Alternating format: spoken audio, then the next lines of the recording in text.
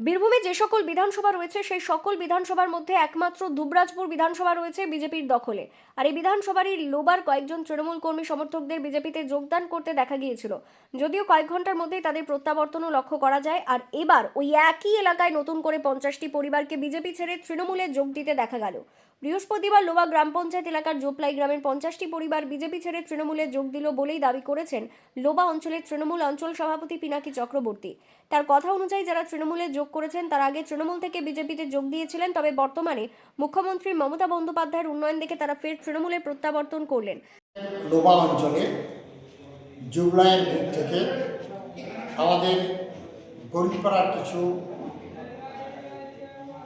লোক বিজেপিতে চলে গেছিল।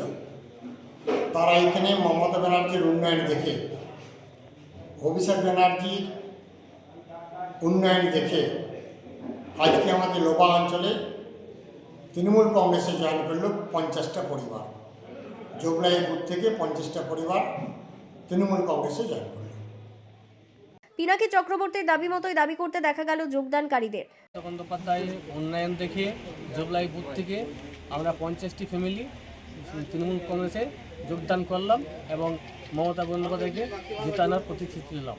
তবে যখন রাজ্যের পাশাপাশি বীরভূমের বিভিন্ন জায়গায় বিজেপির পরিবর্তন যাত্রা চলছে, ঠিক সেই সময় বিজেপি থেকে কর্মী সমর্থকদের তৃণমূলে যোগ দেওয়ার বিষয়টি নিয়ে কোনো প্রতিক্রিয়া পাওয়া যায়নি বিজেপির।